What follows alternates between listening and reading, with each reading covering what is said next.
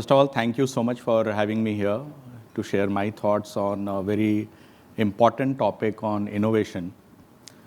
I'll start with the conclusion first, actually.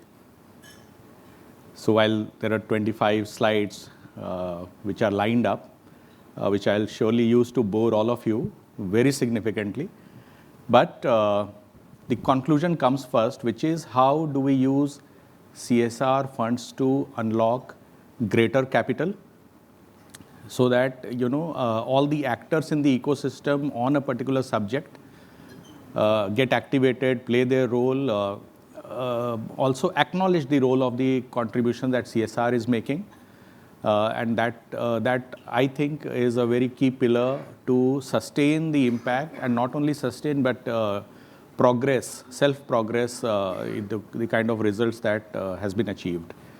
So without further ado,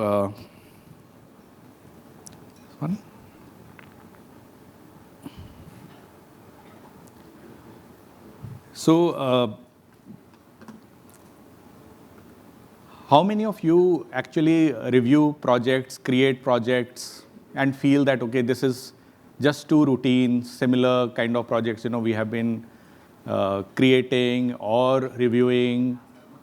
Is there a challenge that all of you face?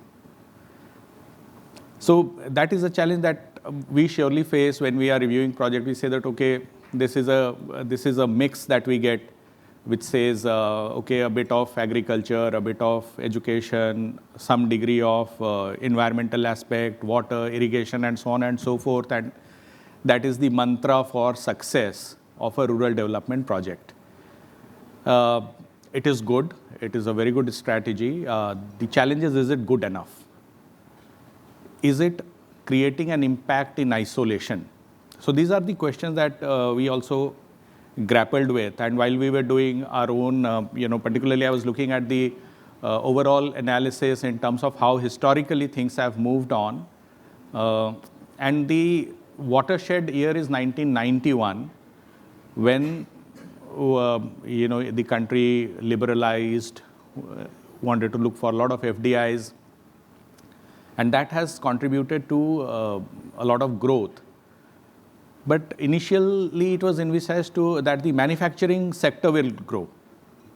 But apparently, that has not happened. Manufacturing contribution to GDP has remained literally stagnant, and service industry has grown significantly, which means that the aspirations are different, the talent and the skills are slightly different, and therefore we really need to look at how this entire sector is going to saturate. And you could see initiatives like Make in India and all that stuff is going to again put more focus on the manufacturing sector and its contribution to GDP and creating a skilled workforce and so on and so forth in that domain. So what are the challenges that we face today? One is largely compliance. It all started with the CSR rules, and last to last year, about 30,000 crore worth of money was spent on CSR. Only 0.3% of this was on direct innovation projects. So somebody could argue that the model itself is innovative, but the idea, the concept of innovation is largely what has not yet been practiced or experimented with.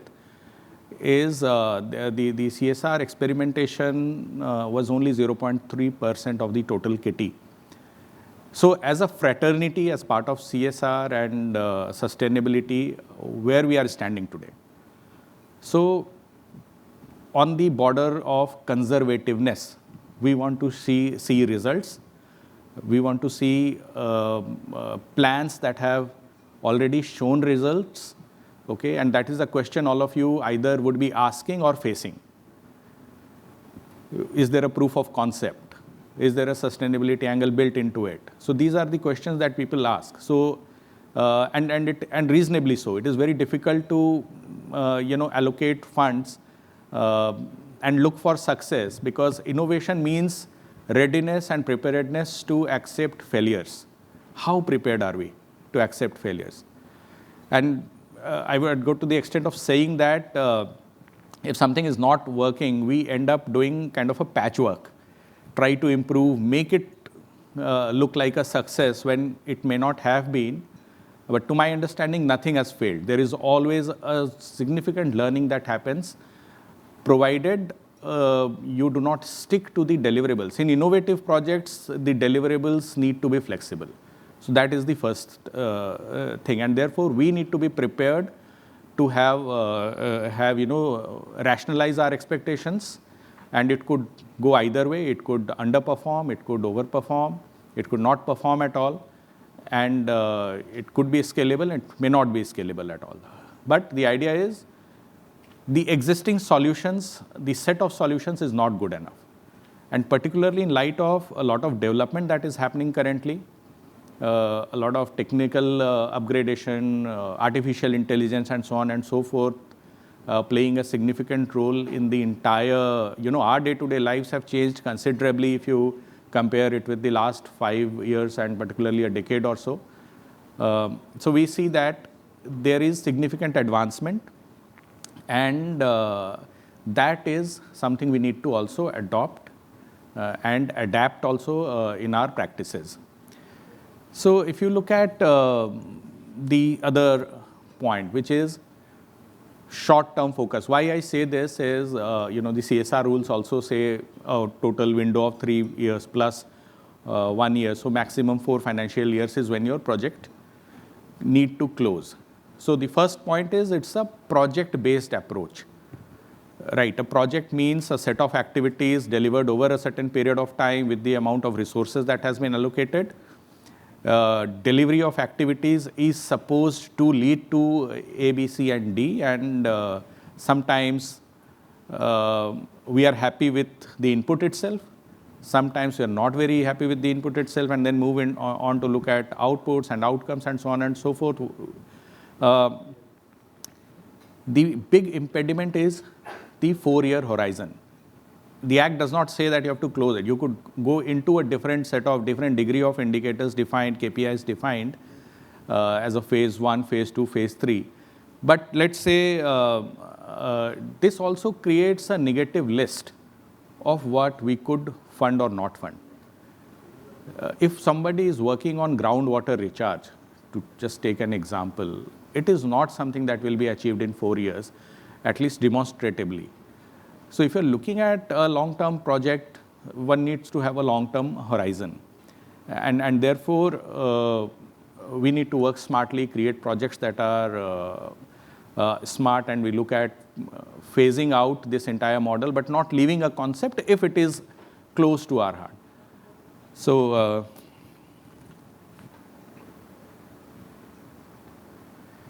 and the other challenge that we are facing is on measurement gaps. So everybody is planning, everybody is measuring. Unlike, let's say, financial industry, there is a proper benchmark against which all companies are evaluated in the way they have performed. But as far as CSR is concerned, standard benchmark is missing. There are limited metrics which are kind of universally acceptable.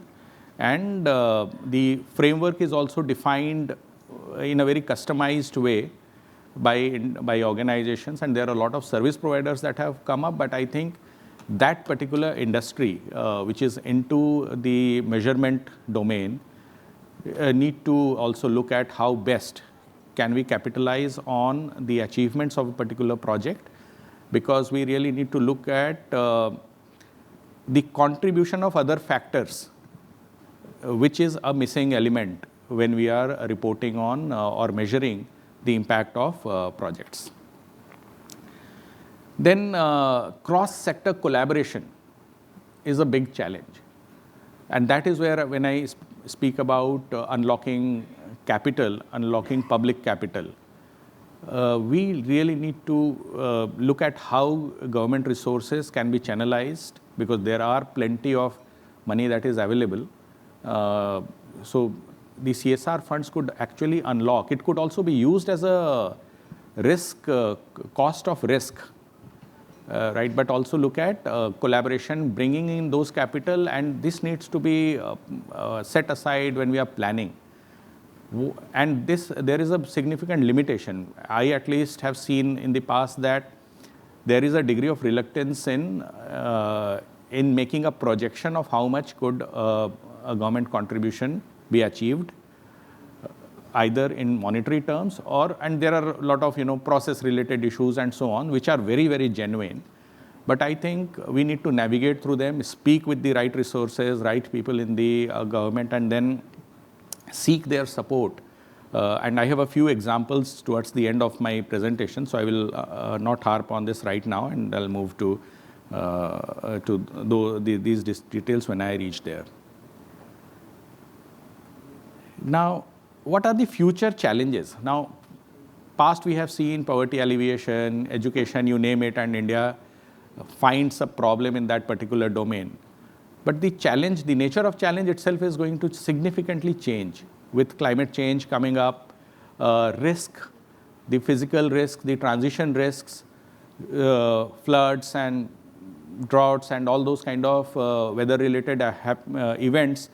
Almost 73% of the days in last year, in 24, there was unexpected weather-related events that in our country. How have we achieved it? Which means that the unpredictability, or in fact the unpredictability has become predictable. How are we going to incorporate all of that in the planning? You're doing something and there's a sudden onslaught of rains. We read a lot about farmers losing their crops. The ray of hope here is how do we embed technology here, projections based on technology. We have better tools and we need to capitalize on that.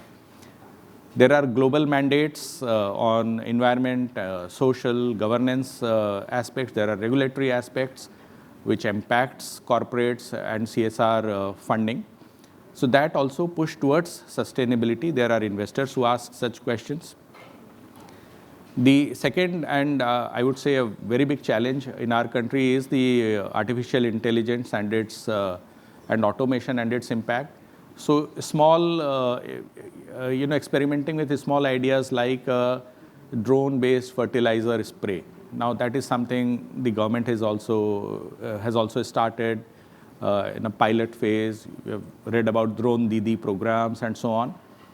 These are all automation, embedding automation in a country where we are still looking at a 45% workforce contributing to 15% of GDP. I'm talking about the agriculture sector. So there is a lot of pseudo employment in the sector, and we need to create avenues, and therefore skilling is an important element. And artificial intelligence, machine learning, and these are the areas where we could look at creating skilling opportunities. Urbanization pressure. So we love rural development, and rural people love moving into urban cities, and it's not a smooth transition. It's a big challenge to come out of a particular paradigm of their lifestyle and then move into a different kind of habitat altogether. It's not easy. It is very, very difficult for a person to come, adapt to it, and also create pressures on the urban cities. There's only so much a city can absorb. So which means that decentralization of resources, creating opportunities, locally is equally important. So if you look at, I just highlighted one point on the waste. 62 million tons of waste generated annually by urban India. And recycling is only 20%. Where is the rest 80% going? I have no idea where is the rest 80% going. It's getting piled up as mountains, and there is no solution to this, because once you cross a threshold, then there's no end to it, there's no solution to it, and it's not viable. From a cost standpoint also, it's not viable. And then the last is, of course, future challenges I'm talking about is the stakeholder expectations, which is ever increasing, ever growing. Investors are asking questions related to environmental performance, social performance, performance related to governance, consumers, transparency in disclosures. If you go on your LinkedIn, you will see that there are a lot of videos which talk about, which hits a brand badly, what you disclose. So the consumer is also expecting a very transparent disclosure about your product and services. Right? So there is an increased awareness. Everybody has a mobile phone almost in our country. It was not thought of, the rapid pace at which it reached all the hands of the country was like, at least a decade in advance, which is a good thing, I would assume, because knowledge is power. And I think we have adapted to it excellently as a country.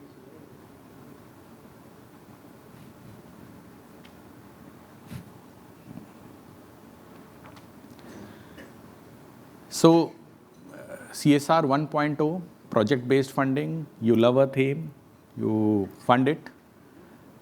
CSR 2.0, look at the entire ecosystem. Which part of the problem you are trying to address? And which are the other actors in that ecosystem? So how do we integrate them becomes very crucial. And believe me, that is increasingly becoming a consideration.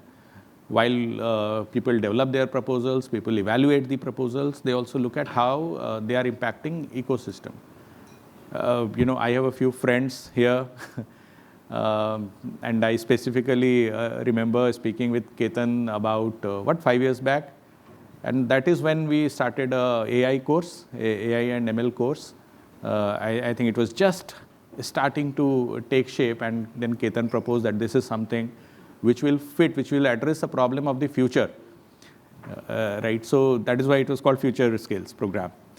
So things like that are very, very critical for us to consider when we are planning.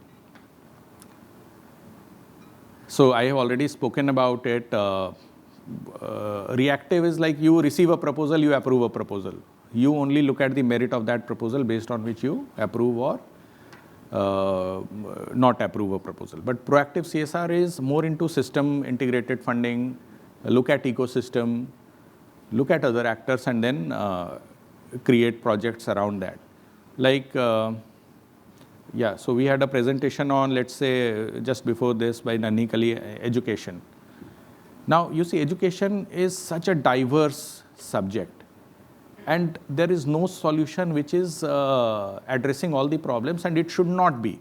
No solution should attempt to address all the problems in education. So therefore, pick a piece and then take it to a level where it could sustain on its own, and then then it has to take its own shape. So one block at a time, but ensure that the block is completed. So the next on the agenda is when we're talking about innovation, I'm talking right now is on innovative financing mechanism of projects. So outcome-based funding, people have started to think about it. How are we looking at linking outcomes? So right now, you fund a project, there's a budget, set of activities, you spend money on completing those activities, and it's done. What if we speak, and a lot of people are doing this, if you are committing an outcome, okay, and then based on that commitment, you have milestone-based funding of projects. So then those metrics need to be defined, they need to be measurable, environmental outcomes, social outcomes, economic outcomes, all of those need to be defined upfront when we are looking at outcome-based funding. Also, put in incentives. If you overperform, it's like annual appraisal. If you overperform, you get a better bonus. So, if an organization takes up a project and implements it better than what was committed in terms of delivery, there should be a reward system as well. And therefore, the funding there's a possibility that the funding may be linked with achievement of those deliverables, the outcomes, not the completion of the activity. Now, the question will come, who will assess it? It's a claim. So therefore, there comes the role of the measurement and impact people. It needs to be independently verified, certified, so that nobody is at a loss in that scenario. So when we talk about shared value partnerships, all of this will create a partnership where we are sharing, other actors of the domain. Government being the most important one and the most significant one in terms of financial contribution. But the business also needs to survive. Let's take example of manufacturing or even service industry. How is supply chain handling itself? And supply chain of, let's say, manpower also. You have seen these home delivery apps that have come, 20, 30 of the apps are getting developed every day. You might have on your phones also downloaded at least 3 or 4 such apps.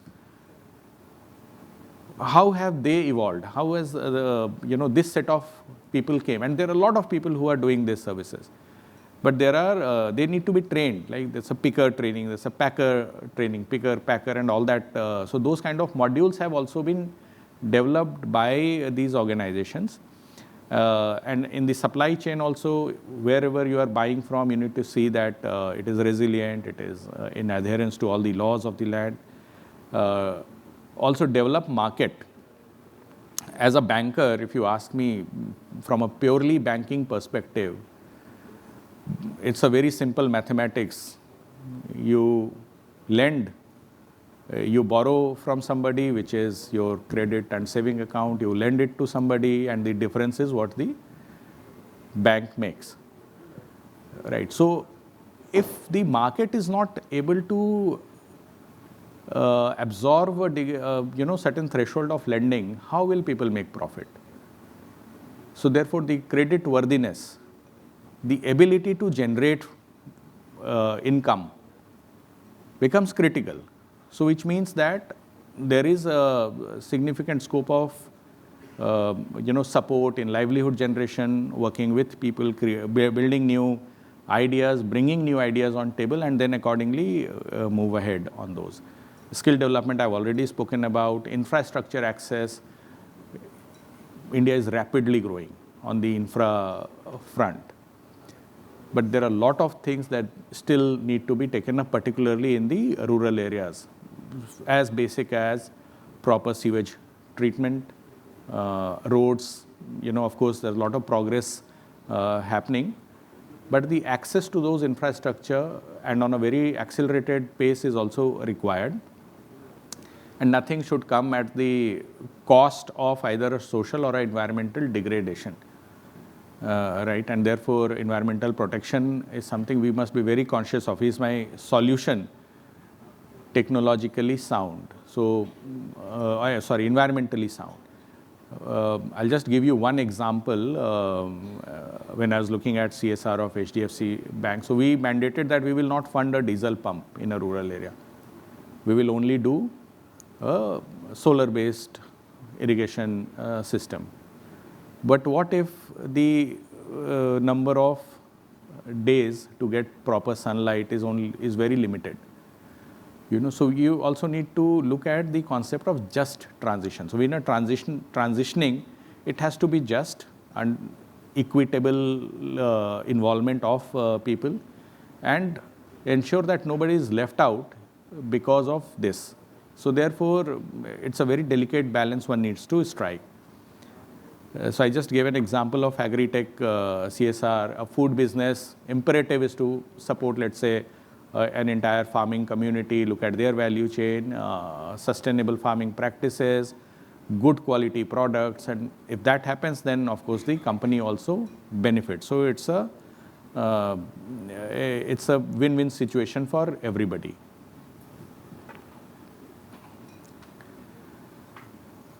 So the idea is basically to look at, please mark me if I am running too slow. Yeah, on time? 5 minutes? Okay. So we need to have a proper system of planning. Look at market intelligence. Like, when you are looking at strategic decision making, it has to be targeted, high impact interventions need to be identified. All of this should be based on proper information, and believe me, we do a lot of research. Look at lot of data. not only of today, but of future also, how things are going to move ahead for next 10 years, how weather events are going to change, what kind of climate impacts are likely to happen, what are the risks in transitioning, what has Trump done, all of this we are evaluating. So, and based on those analytics, we make some, midterm projections. So this is a very interesting piece I wanted to put here, is on risk mitigating funding.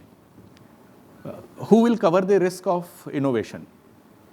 Can CSR not cover the risk of innovation? Can it provide the collateral to cover for the risk? And I will give you one example that we did in HDFC Bank, was to create a corpus, and this was long back, and the collateral used was helping students, and these were nursing, students who were from very poor areas of the country, and they went for a blended finance model. They took loans, not from us, from different bank. Then there was almost 30% of CSR grant as scholarships, and they had about 25 to 30% of their own contribution, which came as a loan, which was provided against the collateral, made by us. So a very unique example in terms of financing skilling projects, and ultimately now they are paying back their loans and 100% return. So some of these models also help. And on the skilling front as well, we are looking at, let's say, how are we creating a skill to jobs which are upward of 25 to 30,000 per month. So those kind of skills need to be identified, which pockets of the country we need to look at and then create. So those data analytics and so on needs to be done. I've covered insurance-backed investments basically against failures, and so I have spoken about this, not required. Yeah, so data-driven decision-making, again,